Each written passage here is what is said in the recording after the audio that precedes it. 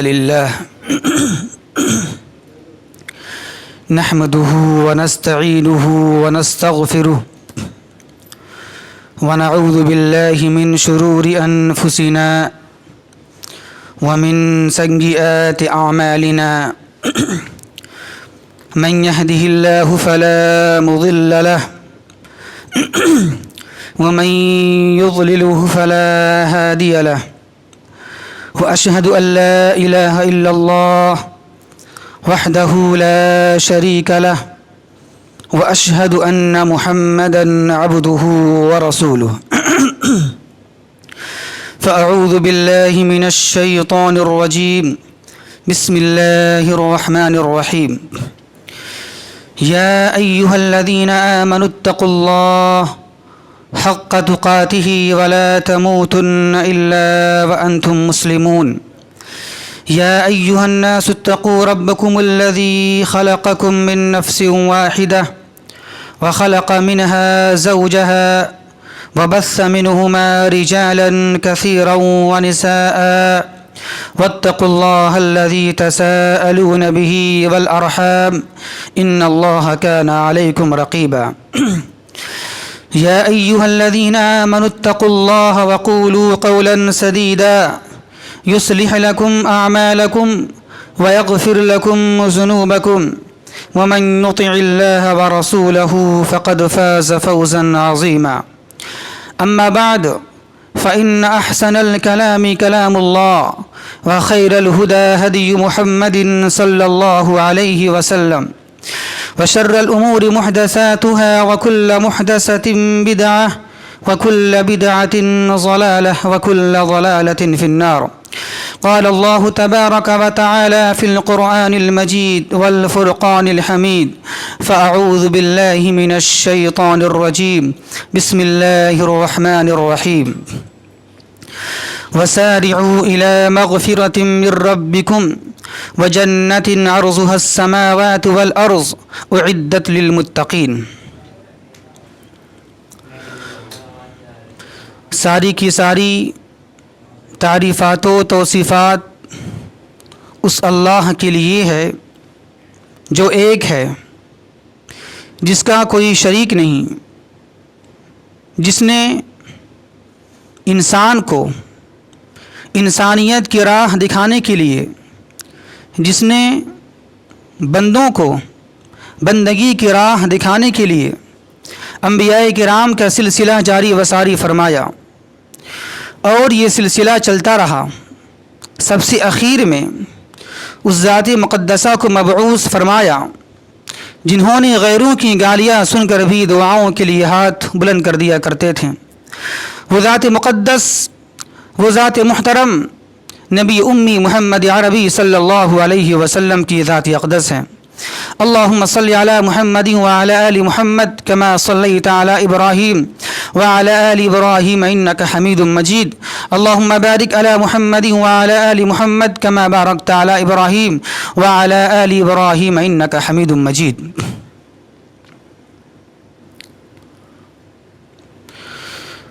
محترم سامعین کرام و معزز حاضرین جمعہ،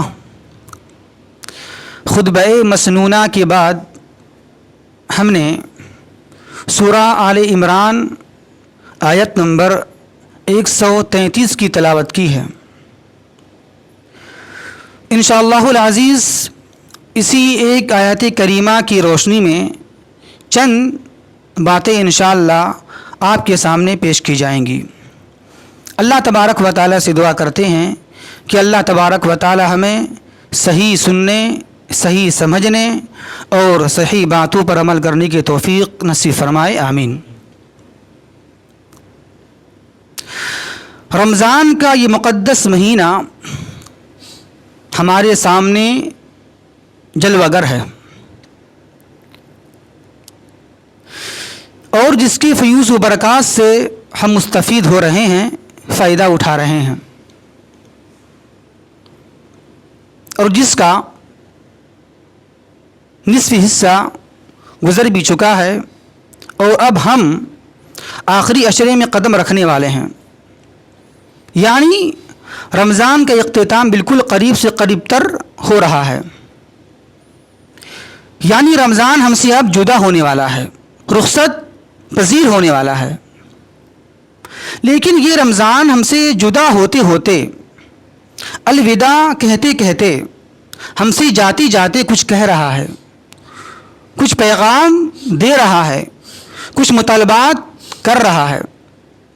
جس طریقے سے جب ایک با محترم مہمان، باعزت مہمان، ایک باوقار مہمان جب کسی جگہ آتا ہے، چند دن رہتا ہے اور جب جاتا ہے مہمان، تو جانے سے پہلے کچھ نصیحت کرتا ہے، کچھ وصیت کرتا ہے اپنے میزبان کے لیے، جو اس کے لیے فائدہ مند ہو، نفع بخش ہو، اچھی ہو۔ تو ٹھیک اسی طرح یہ رمضان کا مقدس مہینہ آیا، رہا اور اب جا بھی رہا ہے، لیکن کچھ یہ کہہ رہا ہے، کچھ مطالبات کر رہا ہے، کچھ نصیحت وصیت کر رہا ہے۔ آئیے ذرا دیکھتے ہیں ہم کہ یہ رمضان کے مطالبات، پیغامات، اس کی وصیت، اس کی نصیحت کیا ہے قرآن کی روشنی میں۔ آئیے ہم ذرا دیکھتے ہیں۔ خطبہ مسنونہ کے بعد ہم نے جو سورہ آل عمران آیت نمبر 133 کی تلاوت کی ہے، آئیے ہم اسی کی روشنی میں دیکھتے ہیں، قرآن کی روشنی میں، کہ رمضان ہم سے کیا کہہ رہا ہے۔ اللہ فرماتا ہے قرآن مجید میں، وَسَارِعُوا إِلَى مَغْفِرَةٍ مِّن رَّبِّكُمْ وَجَنَّةٍ عَرْضُهَا السَّمَاوَاتُ وَالْأَرْضُ أُعِدَّتْ لِلْمُتَّقِينَ۔ وَسَارِعُوا، مقابلہ کرو، دوڑ لگاؤ، کس کی طرف؟ إِلَى مَغْفِرَةٍ مِّن رَّبِّكُمْ، مغفرت کی جانب۔ کس لیے؟ نتیجہ کیا ہے؟ وَجَنَّةٍ، جنت میں جانے کے لیے۔ عرضها السماوات والارض، جنت کی صفت کیا ہے؟ جنت کی خوبی کیا ہے؟ عرضها السماوات والارض، جس کی چوڑائی، جس کی عرض آسمان زمین کے برابر ہے۔ اعدت للمتقین، اور یہ جنت کس کے لیے ہے؟ متقین کے لیے ہے، اللہ سے ڈرنے والے لوگوں کے لیے ہے۔ اس آیت کریمہ میں اللہ تبارک و تعالی نے 5 باتیں ذکر کی ہیں، بیان فرمائی ہیں۔ آئیے انشاءاللہ مختصر میں اس کو ہم دیکھیں گے۔ پہلی بات کیا ہے؟ اللہ نے کہا وَسَارِعُوا، مقابلہ کرو، دوڑ لگاؤ۔ پہلی بات، کیوں؟ وجہ کیا ہے؟ مقصد کیا ہے؟ مقابلہ کیوں کرو؟ دوڑ کیوں لگاؤ؟ نیک اعمال میں اِلیٰ مغفرہ، مغفرت کی وجہ سے، گناہوں کی وجہ سے۔ اس کا لازمی نتیجہ کیا ہوگا؟ تیسری بات، وَجَنَّةٍ، جنت میں دخول کے لیے، جنت میں جانے کے لیے۔ چوتھی بات اللہ نے جو بیان فرمائی ہے وہ کیا ہے؟ جنت کی خوبی، جنت کی صفت مختصر طور پر، عرضها السماوات والارض، جس کی چوڑائی، جنت اتنی اچھی ہے، اتنی وسیع ہے کہ جس کی چوڑائی آسمان زمین کے برابر ہے۔ پانچویں بات جو اللہ نے کہی ہے کہ جنت کس کے لیے ہے؟ کافرین کے لیے نہیں، مشرکین کے لیے نہیں، مرتدین کے لیے نہیں، شک کرنے والے لوگوں کے لیے نہیں ہے، اعدت للمتقین، متقین کے لیے ہے۔ تو یہ 5 باتیں اللہ نے بیان فرمائی۔ پہلی بات وسارعوا، مقابلہ کرو، دوڑ لگاؤ نیک اعمال میں۔ دیکھیے، ایک ہوتا ہے نیک عمل کرنا اور ایک ہوتا ہے نیک اعمال میں مقابلہ کرنا، دونوں میں فرق ہے۔ عمل کرنا مجرد صرف نہیں ہے، بلکہ نیک اعمال میں مسابقہ کرنا ہے، دوڑ لگانا ہے۔ اور یہ کب ہوگا؟ یہ اس وقت ہوگا جب اجتماعی کریں گے، آپ سب ساتھ مل کر کریں گے آپ، تبھی تو مقابلہ ہوتا ہے۔ مقابلہ انفرادی نہیں ہوتا ہے، مقابلہ جب بھی ہوگا اجتماعی ہوگا۔ تو اللہ تبارک و تعالی یہاں سارے مومنین سے کہہ رہا ہے وسارعوا، سب مل کر مقابلہ کرو، دوڑ لگاؤ۔ کس میں؟ دنیا میں نہیں، نیک اعمال میں۔ اور یہ مہینہ الحمدللہ نیک اعمال کا مقابلہ کرنے کا مہینہ ہے، نیک اعمال کے سیزن کا مہینہ ہے، نیکیوں کا موسم بہار ہے۔ اور اس کی تفسیر میں آتی ہے، ترمذی کی حدیث ہے، جناب محمد الرسول اللہ صلی اللہ علیہ وسلم نے ارشاد فرمایا کہ جب رمضان کی پہلی رات آتی ہے تو ایک فرشتہ آواز لگاتا ہے، وہ آخر میں ہے، لیکن شروع میں کیا ہے؟ فرماتی اللہ کے نبی صلی اللہ علیہ وسلم کہ سرکش شیاطین کو جگر دیا جاتا ہے اور جنت کے سارے دروازے کھول دیے جاتے ہیں اور جہنم کے سارے دروازے بند کر دیے جاتے ہیں، اور ایک منادی، ایک فرشتہ آواز لگاتا ہے، کیا؟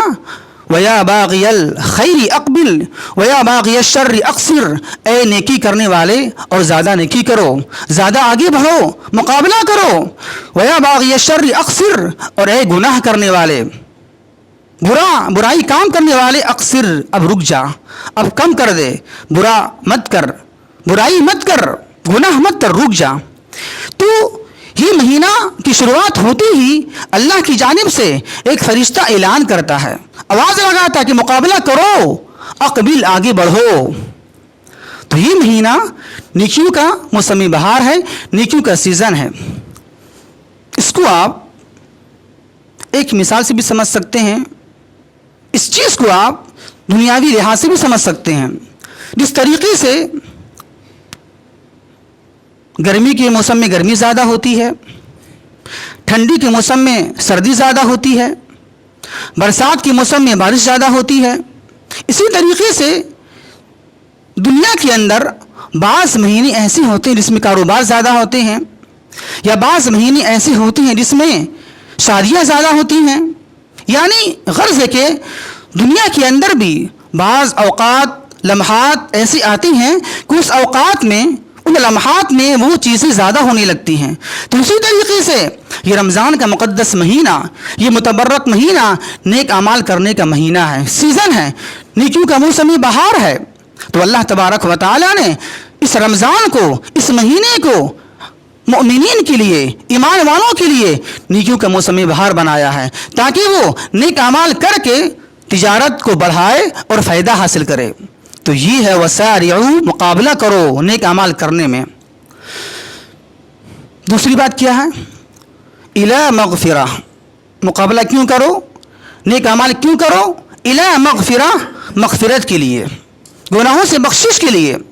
اور آپ دیکھیں گے، غور کیجیے گا کہ اللہ تبارک و تعالی نے جو بھی رمضان میں خصوصی اعمال کو رکھا ہے، مقصد کیا ہے؟ مغفرت۔ ذرا غور کیجیے گا آپ، بخاری مسلم کی حدیث ہے، جناب محمد الرسول اللہ صلی اللہ علیہ وسلم بیان فرماتے ہیں کہ من صام رمضان ایمانا و احتسابا غفر له ما تقدم من ذنبه۔ مقصد کیا ہے؟ جو شخص رمضان کا روزہ رکھا ایمان کے ساتھ، احتساب کے ساتھ، غفر له ما تقدم من ذنبه، اس کے پچھلے سارے گناہ معاف کر دیے جائیں گے۔ تو اللہ نے جو رکھا ہے اس ماہ مقدس میں خصوصی اعمال، صیام، قیام، شب بیداری، مقصد مغفرت ہے۔ اسی طرح اللہ کے نبی صلی اللہ علیہ وسلم بیان فرماتے ہیں کہ من قام رمضان ایمانا و احتسابا غفر له ما تقدم من ذنبه، کہ جس شخص نے قیام اللیل کیا رمضان کے مہینے میں ایمان کے ساتھ، احتساب کی نیت سے، غفر له ما تقدم من ذنبه، تو اس کے سارے پچھلے گناہ معاف کر دیے جائیں گے۔ تو اللہ نے جو بھی رکھا ہے ہمارے اعمال کے لیے، مقصد کیا ہے؟ مغفرت ہو جائے، بخشش ہو جائے، کسی طرح بندہ گناہوں سے بچ جائے، جہنم سے بچ جائے، جنت میں داخلہ اس کا ہو جائے۔ اللہ یہ چاہتا ہے، لیکن ہم ہی نہیں چاہتے ہیں۔ اور اللہ کے نبی صلی اللہ علیہ وسلم نے تو یہاں تک کہ کہہ دیا ہے کہ رمضان کا مہینہ جو شخص پالے، من ادرک شہر رمضان، کہ جو شخص رمضان کا مہینہ پالے اور پالنے کے بعد ولم نغفر لہو، اپنے گناہ کی بخشش نہ کروائے، معافی نہ منگوا لے اللہ سے، رو کے، دھو کے، گڑ گڑا کے، تو فدخل النار، وہ جہنم میں داخل ہو جائے گا۔ اور علماء اس کی وضاحت کرتے ہیں، اس کے تفسیر بیان کرتے ہیں مفسرین، پھر اس طریقے سے ایک بچہ اپنے والدین سے کچھ چاہتا ہے اور اس کے والدین اس کو دینا نہیں چاہتے ہیں، لیکن وہ بچہ اس چیز کو حاصل کرنے کے لیے، وہ کھلونا حاصل کرنے کے لیے، اپنی خواہشات کو پوری کرنے کے لیے، اس کی تکمیل کے لیے اپنے والدین کے سامنے روتا ہے، گڑ گڑاتا ہے، خوب روتا ہے، خوب گڑ گڑاتا ہے، اس کے سامنے ہاتھ پیر سب باندھتا ہے کہ مجھے یہ چیز چاہیے، مجھے یہ خواہش ہے۔ تو علماء بیان فرماتی ہیں اسی طریقے سے مؤمنین کو چاہیے کہ کسی طرح رو کے، گڑ گڑا کے، منوا کے، سب چیز کر کے اللہ سے اپنی مغفرت کروا لے، یہ رمضان کا مہینہ مغفرت کرانے کا مہینہ ہے، یہ بخشش کا مہینہ ہے. جس طرح ایک بچہ روتا ہے خوب اپنی ماں کے سامنے، باپ کے سامنے کہ مجھے یہ چیز چاہیے تو چاہیے، ہم لیں گے، تو اسی طرح ضد کر کے اللہ سے اپنی مغفرت کروا لے. اسی میں بخشش ہے، اسی میں نجات کا مہینہ ہے. تو اس طرح ایسا ہونا چاہیے. اور ذرا غور کیجئے کہ اللہ تبارک و تعالیٰ نے ہماری بخشش کے لیے الحمدللہ کیا بہانہ تراشا ہے. یہ رمضان کا مہینہ کس لیے ہے؟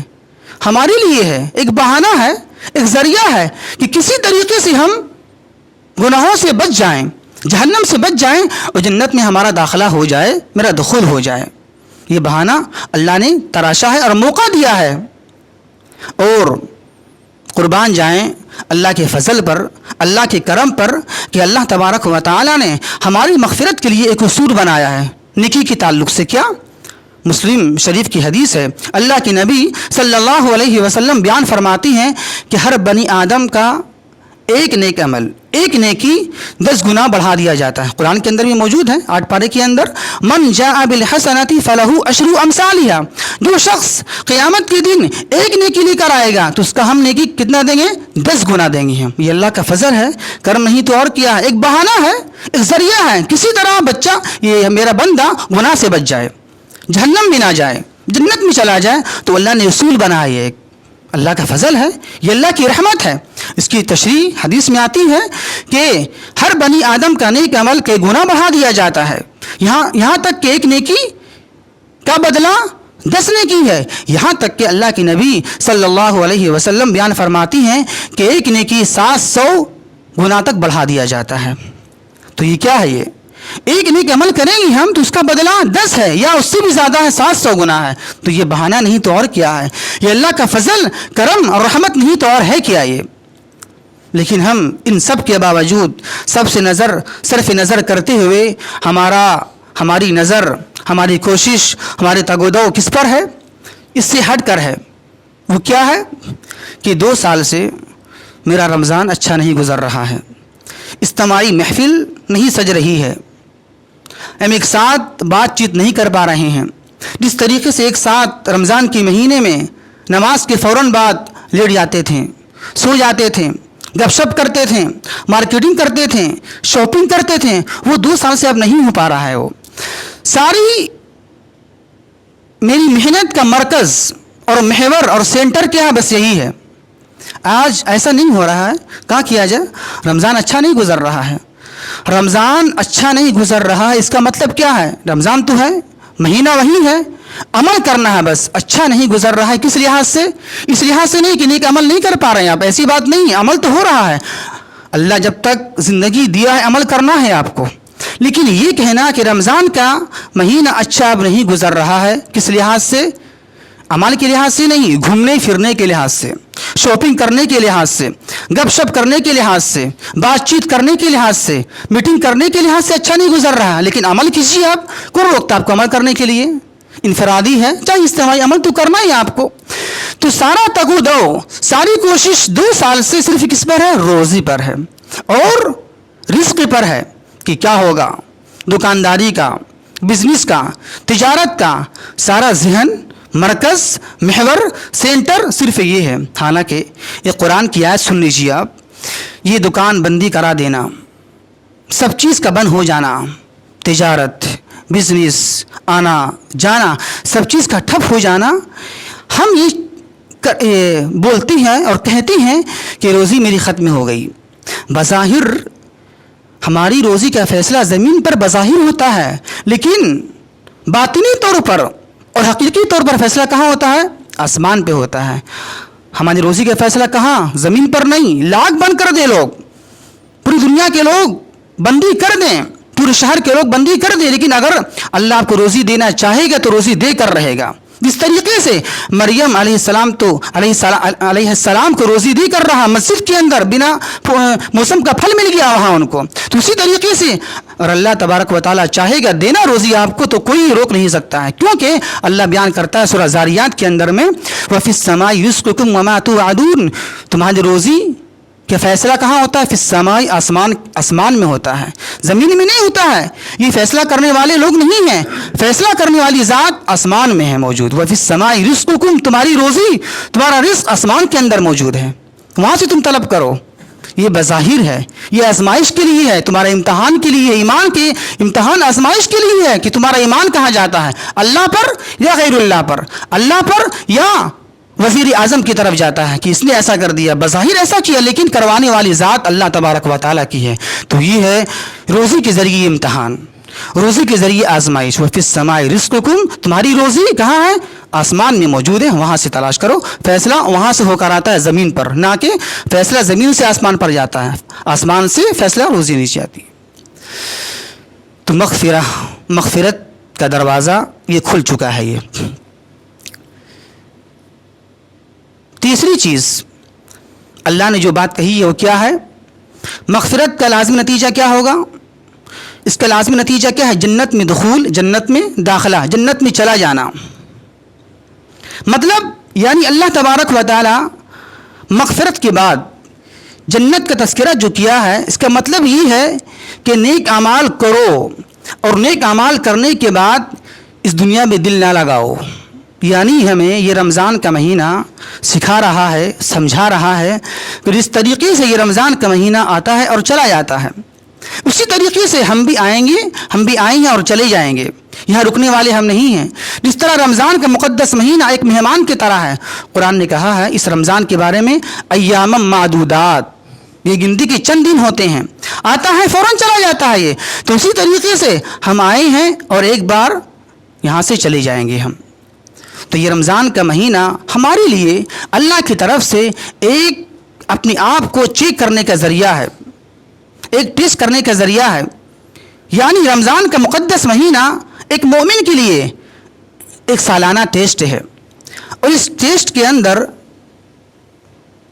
اس پرچے کے اندر اللہ نے کچھ کام دے دیے ہیں، کچھ خاص پرچے حل کرنے کے لیے دیے ہیں. اس ماہ مقدس میں کیا ہے؟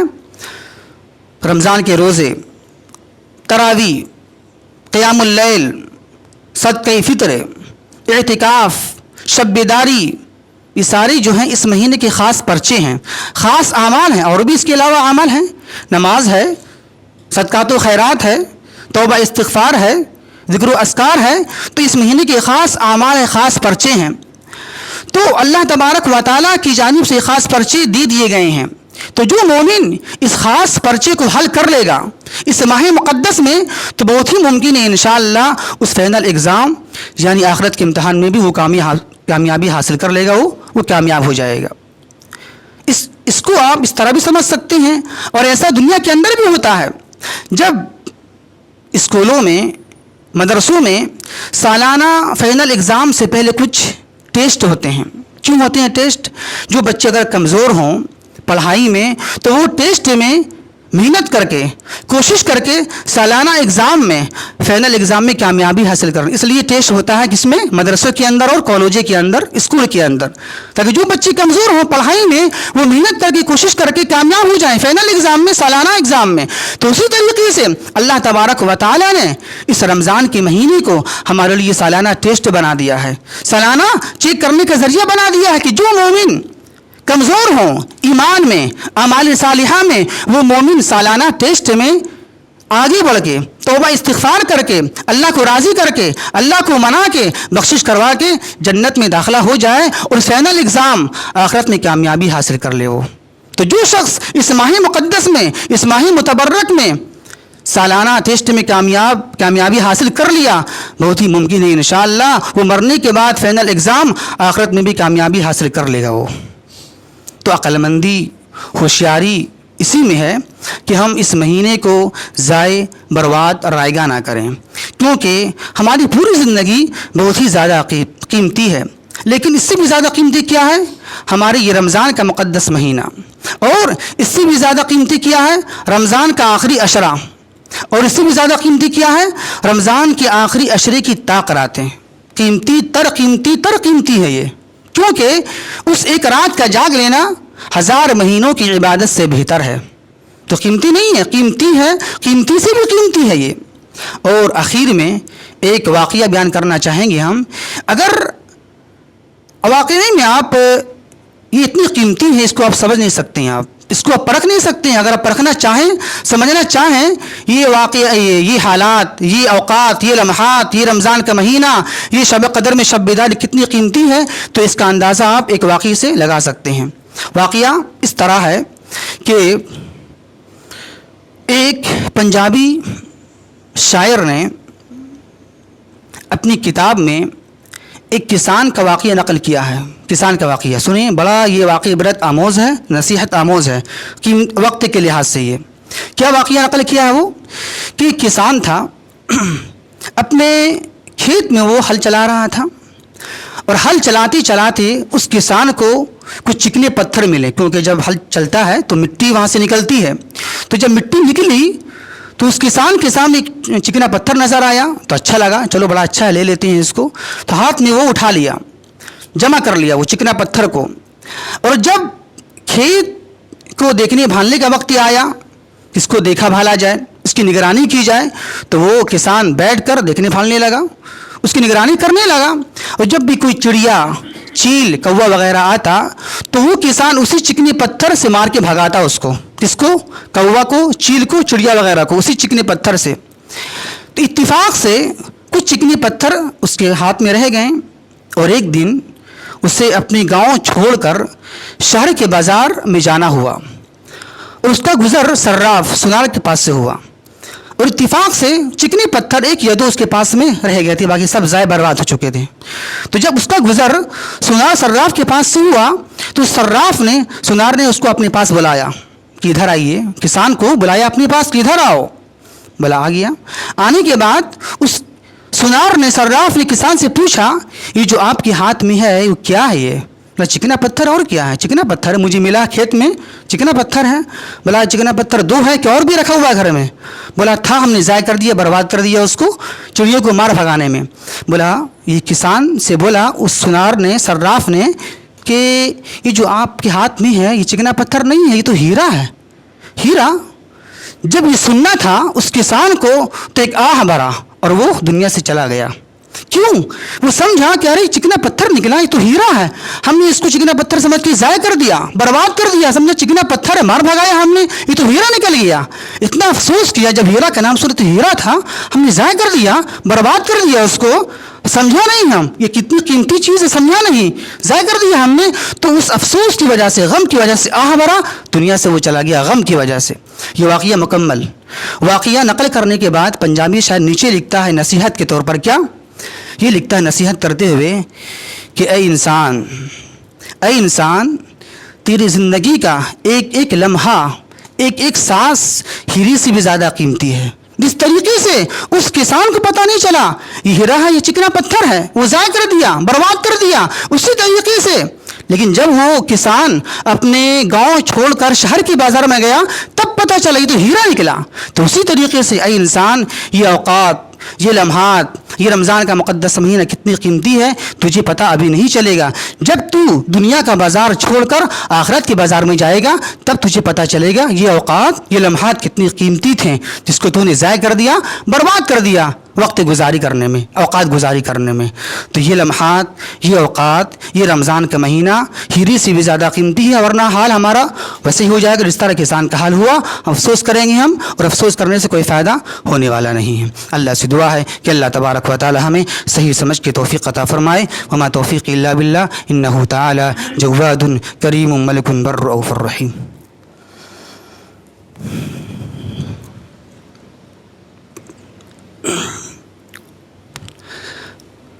ان الحمد للہ نحمده ونستعینه ونستغفره ونعوذ بالله من شرور أنفسنا ومن سيئات أعمالنا، من يهده الله فلا مضل له ومن يضلله فلا هادي له، وأشهد أن لا إله إلا الله وحده لا شريك له، وأشهد أن محمدا عبده ورسوله. فأعوذ بالله من الشيطان الرجيم، بسم الله الرحمن الرحيم. إن الله وملائكته يصلون على النبي يا أيها الذين آمنوا صلوا عليه وسلموا تسليما. اللهم صل على محمد وعلى آل محمد كما صليت على إبراهيم وعلى آل إبراهيم إنك حميد مجيد. اللهم بارك على محمد وعلى آل محمد كما باركت على إبراهيم وعلى آل إبراهيم إنك حميد مجيد. إن الله يأمر بالعدل والإحسان وإيتاء ذي القربى وينهى عن الفحشاء والمنكر والبغي يعظكم لعلكم تذكرون ولذكر الله أكبر والله يعلم ما تصنعون.